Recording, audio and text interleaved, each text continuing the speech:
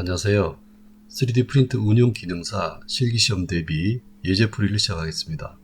먼저 1번 도면을 풀어보겠습니다. 가장 먼저 어떤 평면에서 작업하는 것이 좋은지를 생각해 볼 필요가 있습니다. 우리는 이 평면도에서 작업을 시작하도록 하겠습니다.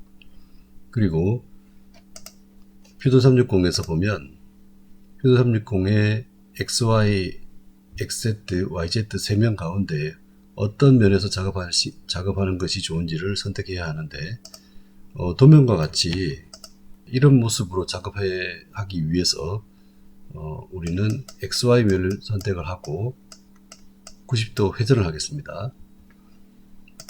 즉 작성에서 스케치 작성을 선택한 후 XY면을 선택한 다음에 여기 뷰큐브 옆에 있는 회전 핸들을 이용해서 90도 회전을 하겠습니다. 1번 파츠의 그 그림과 동일한 모습으로 모델링 가능하게 될 것입니다. 자, 화면을 보면서 모델링을 시작해 보도록 하겠습니다. 먼저 라인, 단축키 L을 선택한 다음에 대략의 아웃라인을 그려봅니다. 직선에서 호를 그리려면 마우스를 굴리면 되죠. 클릭한 상태에서 굴리면 호가 그려집니다. 그리고 그 부분에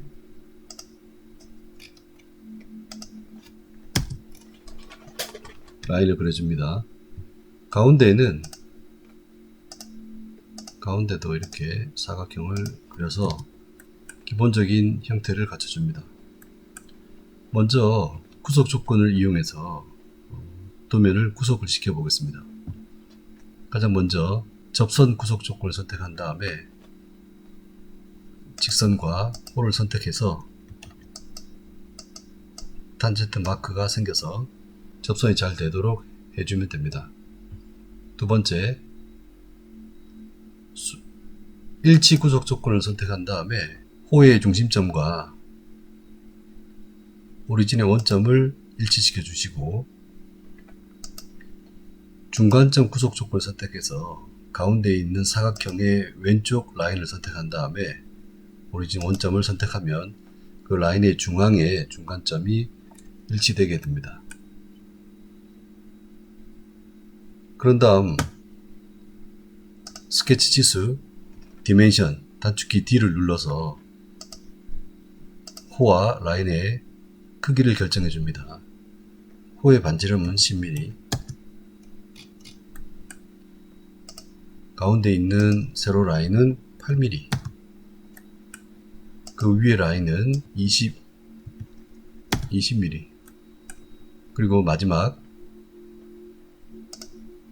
라인은 8mm를 선택하면 모든 선들이 까맣게 변하면서 완전한 구속이 된 것을 알 수 있습니다. 빠진 게 없는지 다시 한번 확인해 보겠습니다. 스케치를 마무리 하시고요. 단축키 E, 돌출 명령을 이용해서 두 번의 돌출 명령으로 1번과 같은 파츠를 만들어 보는 겁니다. 1번 파츠의 돌출면은 두께는 현재 B라고 해서 표시되어 있지 않습니다.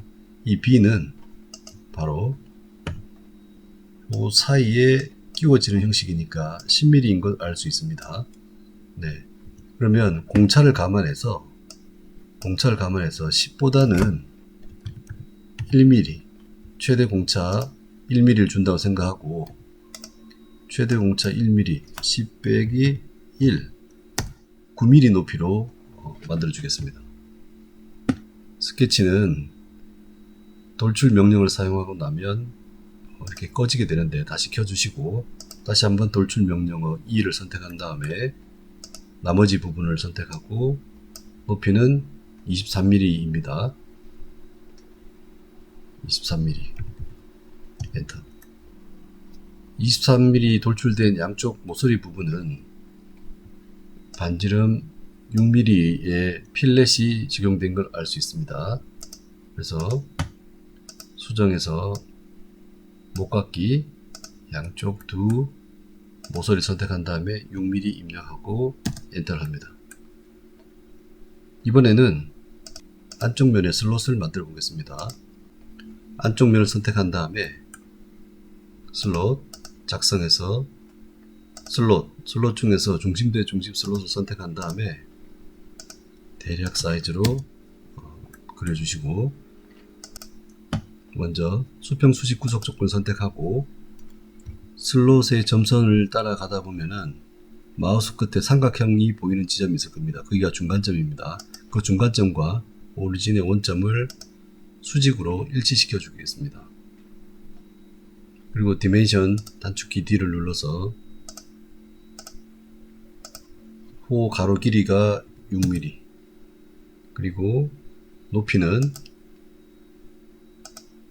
17mm, 그리고 중간점 간격은 8mm를 입력해서 구속을 시켜 주십시오. 다 됐다는 것을 확인한 다음에 스케치를 마무리 짓고 홈뷰를 눌러서 돌출 E를 선택해서 슬롯만큼을 제거해 주시기 바랍니다. 도시되고 지시 없는 라운드는 R3, 반지름 3mm입니다. 목깎이에서 윗부분 모서리를 3mm만큼 라운드 시켜줍니다. 1번 스케치는 이제 필요 없겠죠? 안 보이게 하겠습니다. 그리고 모서리의 뒷부분 모서리는 챔퍼 5 못따기로 5mm를 합니다. 못따기 화면 돌려서 뒷부분을 5mm 한 다음에 엔터. 네, 이렇게 하면 1번 파츠가 완성되었습니다. 2번 파츠를 제작해 보겠습니다. 2번 파츠를 위해서 새로운 스케치를 엽니다. 스케치 작성. 작은 면은 XZ 면을 선택합니다. 네. 1번과 연관성이 있는 부분에 홈을 만들기 위해서 프로젝트 투영을 통해서 기준선을 따 보겠습니다. 작성해서 투영 포함해서 형상 투영, 그리고 투영할 면은 바로 이 안쪽 모서리를 선택한 다음에 확인을 눌러줍니다. 그리고 홈뷰를 해보시면, 그리고 작은 면을 불려보시면 이렇게 보이고 보라색 선이 보이는 것을 알 수 있습니다.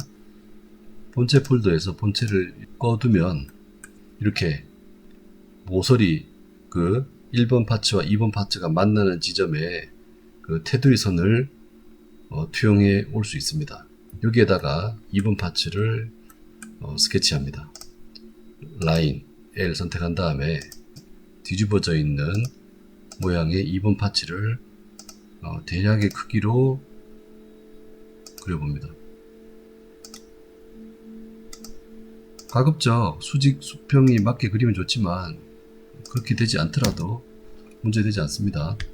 일단 그려 놓은 다음에 먼저 수평 수직 구석 조건을 이용해서 라인들이 수평인지 수직이 됐는지 확인해 봅니다. 기울어져 있으면 반드시 확인해야 합니다. 도면에서 보는 것처럼 가운데 기준선을 중심으로 양쪽이 대칭이라는 것을 알 수 있습니다. 그래서 우리도 대칭을 시켜 보도록 하겠습니다.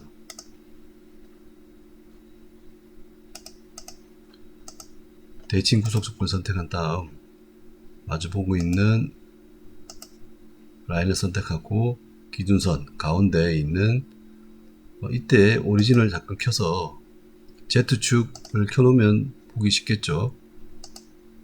네. 다른 거 다 끄고 Z축만 켜놓으면 쉽게 알아볼 수 있습니다. 네. Z축을 기준으로 대칭을 시키고 다시 한번 마주보고 있는 두 라인을 선택하고 Z축을 선택해서 대칭, 마지막 밑에 부분도 대칭을 시켜줍니다. 그리고 동일선상 구속 조건 선택해서 이 두 부분도 동일선상 구속 조건을 실행합니다. 그래서 길이를 조정하면 같이 조정이 되도록 이렇게 되도록 설정을 했습니다. 그런 다음 치수를 입력합니다. 스케치 치수 단축키인 D를 눌러서 아랫부분은 15mm, 폭은 5mm, 요 사이는 10mm. 그리고 공차를 고려해서 여기와 요 사이는 0.5mm만큼의 공차를 줍니다. 그리고 15mm, 20mm. 그 다음 이 사이는 역시 A라고 해서 표시하지 않습니다. 이 A 값은 유추해야 합니다. 요 사이에 끼워져야 되는 상황이기 때문에 요 사이, 즉 8mm입니다. 그죠? 공차가 0.5mm씩 양쪽을 준다고 고려했을 때 최대 7mm면 적당할 겁니다. 좌우에 0.5mm씩 공차를 준다고 생각하면, 그렇게 돼서 요 사이가 0.5, 그리고 요 틈 사이가 약 각각 0.5가 돼서 공차가 지금됐다는 것을 확인할 수 있습니다. 모든 라인은 잘 구속이 된 것 같습니다. 스케치가 완전 구속이 된 걸 확인하고 스케치 마무리합니다. 홈뷰를 누르고 1번 파츠 본체 1번을 켜봅니다. 돌출 명령어인 1을 눌러서 두 번째 파츠를 돌출로 만들어냅니다. 두께는 8mm입니다. 그리고 그 모서리는 5mm의 필렛을 줍니다. 목각기에서 뒤집어져 있는 두 모서리는 5mm의 필렛을 적용하고요. 수번호는 0, 1을 입력하면 됩니다. 역시 뒤집어져 있다는 걸 고려하고 해야 합니다. 스케치 작성에서 면을 선택한 다음에 문자 쓸 범위를 선택합니다. 그리고 문자는 여러분의 수번호인 0, 1을 입력하고 수번호가 뒤집어져 있게 하기 위해서 회전 핸들을 돌려서 이렇게 각도에다가 180도로 입력한 다음에 중심의 정렬, 중간 정렬 눌러서 정렬을 맞춰 주신 다음에 확인을 눌러서 스케치 마무리하고 돌출의 단축키 1을 누르고 스케치면을 선택한 다음에 마이너스 1mm의 홈을 만들어 줍니다. 이렇게 해서 파트 1과 파트 2 모델링이 완성되었습니다. 잠깐요. 마지막에 했던 익스트루드가